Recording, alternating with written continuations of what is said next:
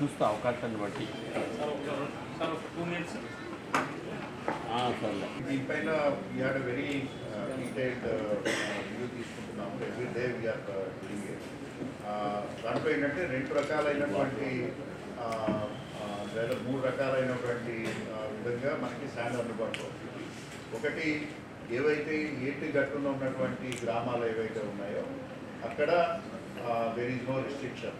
ఆ గ్రామానికి సంబంధించి లోకల్ కావాల్సినటువంటి శాండ్ని వాళ్ళు డైరెక్ట్గా నదిలోకి వెళ్ళడం కానీ వాగులోకి వెళ్ళడం కానీ వెళ్ళి తెచ్చుకోవచ్చు. అక్కడ ఎటువంటి పర్మిషన్ అక్కర్లేదు. So we have given very very clear instructions. అదేవిధంగా ఎవరైనా కూడా వెళ్ళి తెచ్చుకోవచ్చు. దానికి కనీసం తహసీల్దార్ కానీ లేకపోతే విఆర్ఓ పర్మిషన్ కూడా అవసరం లేదు. ఓకే. రెండో దీంట్లో మనకి ఎక్కడైతే శాండ్ అందుబాటులో ఉందో అక్కడ రీచ్ని ఐడెంటిఫై చేసి మాన్యువల్గా అంటే మనకి ఎన్జిటి ఏదైతే గైడ్లైన్స్ ఇచ్చిందో ఆ గైడ్లైన్స్కి ఆధారంగా అనుగుణంగా మనం సుమారుగా 8 రీచ్లు ఇప్పుడు జిల్లాలో ఆపరేషన్లో ఉన్నాయి. దాంట్లో ఒక ముఖ్యమైనది ఏంటంటే ఎవరు కూడా శాండ్ కొరకు డబ్బు చెల్లించట్లేదు. Only they have to pay manual charge ఏదైతే ఉందో ఆ మాన్యువల్ ఛార్జ్ కూడా మొబైల్ అప్లికేషన్ ద్వారా కానీ లేకపోతే ఆన్లైన్లో కానీ చెల్లించుకోవాలి.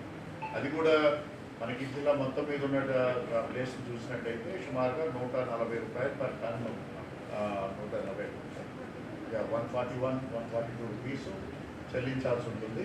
సో దానికి అక్కడ ఉన్నటువంటి రీచ్ ఆపరేటర్ ఎవరైతే ఉన్నారో అంటే మాన్యువల్గా శాండ్ లిఫ్ట్ చేసి ట్రాక్టర్లో పోసి తర్వాత దగ్గరలో ఉన్నటువంటి డంప్ యార్డ్కి తీసుకొచ్చి డంప్ యార్డ్ నుంచి మిషన్ ద్వారా దే కెన్ వర్క్. సో దానికి ఒక టన్కి అంటే నదిలో లిఫ్ట్ చేయడానికి లోకల్ ట్రాన్స్పోర్టేషన్కి అదేవిధంగా మనం అక్కడ యార్డ్లో పెట్టడానికి యార్డ్ నుంచి లోడ్ చేయడానికి మొత్తం కలిపి 111 రూపాయల నుంచి 112 రూపాయల వరకు మనకి వచ్చినటువంటి దాంట్లో అవి టెండర్ ద్వారా తీసుకోవడం జరిగింది. ఇక్కడ ఎక్కడా కూడా నదిలో మిషన్ వాడటానికి వీల్లేదు. ఓన్లీ మాన్యువల్ లోడింగ్ మాత్రమే చేయాలి. అంటే మనుషుల ద్వారా మాత్రమే లోడింగ్ చేయాలి. అయితే ఎక్కడైతే డంప్ యార్డ్ ఉందో అక్కడ మిషన్ ద్వారా లోడ్ చేయొచ్చు. ఆ ఖర్చు కూడా దీంట్లోనే మనకి ఇంక్లూడ్ అయ్యింది. సో అక్కడ కూడా డైరెక్ట్గా ఎవరైతే శాండ్ కావాలో వాళ్ళు డైరెక్ట్గా ఆన్లైన్లో బుక్ చేసుకోవడానికి కాదు, ఆన్లైన్లో ఇన్ఫర్మేషన్ ఇవ్వాలి. వాళ్ళు అక్కడికి వెళ్ళి పేటీఎంలో పే చేస్తే సరిపోతుంది and they have to load.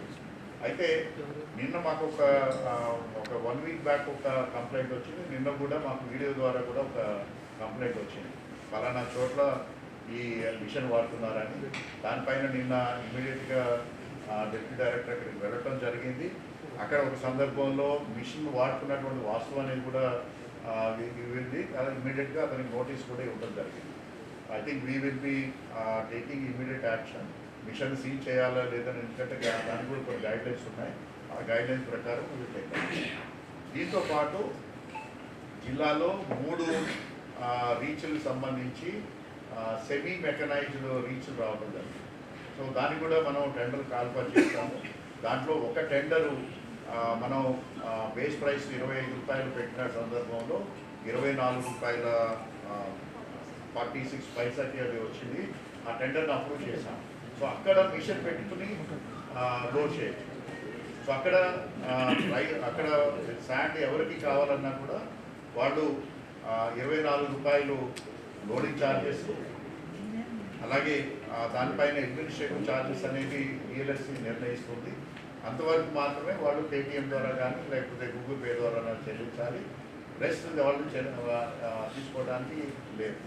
అయితే 2 టెండర్లో మీరు కూడా నేను పేపర్లో చూసుంటారు, 6 రూపాయలు 8 రూపాయలు పర్ టన్కి టెండర్స్ లోయెస్ట్ టెండర్ అవుతుంది. ఒక్కొక్క దాంట్లో కూడా 7 నుంచి 8 మంది పార్టిసిపేట్ చేశారు.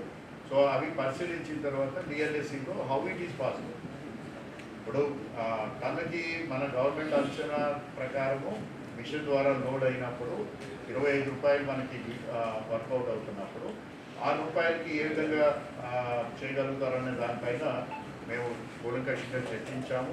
తర్వాత ఎందుకంటే ప్రొసీజర్ ప్రకారం you have to issue notice కాబట్టి వాళ్ళిద్దరికీ కూడా L1 ఎవరైతే వచ్చున్నారో వాళ్ళకి నోటీస్ కూడా ఇవ్వడం జరిగింది. ఐ థింక్ ఈరోజు ఈవినింగ్ కల్లా వాళ్ళు రిప్లై ఇవ్వాలి. రిప్లై ఇచ్చిన తర్వాత దానిపైన ఇమీడియట్గా యాక్షన్ తీసుకోవడం అవసరమైతే ఇమీడియట్గా విల్ గో ఫర్ రీటైల్.